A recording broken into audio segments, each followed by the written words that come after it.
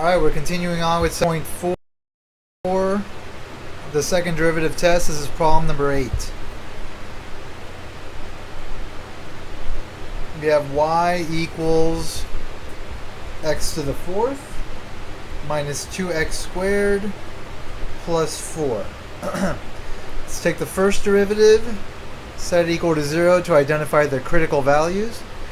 4x cubed minus 4x equals 0. Let's factor out the 4x. So we have x squared minus 1 equals 0. We can factor out x squared minus 1 to be x squared minus 1. X minus 1, x plus 1. So we have three critical values, x equals 0, 1, and negative 1.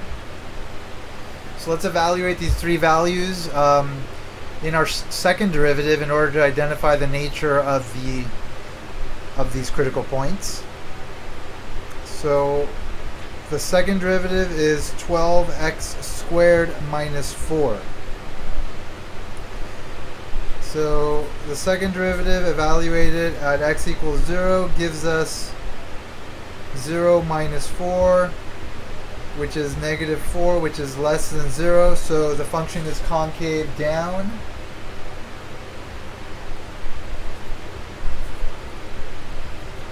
At x equals 0, which means there's a relative max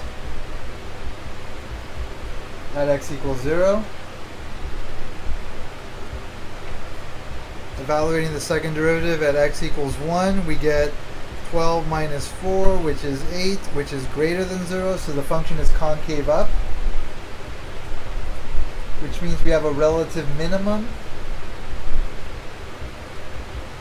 at x equals 1. And finally, evaluating the second derivative at x equals negative 1, we get 12 minus 4, which equals 8 again. So we have the exact same thing, concave up, and negative 1 is a relative minimum. There's a relative minimum at the value for f of x at the value x equals negative 1. And we are done with number 8.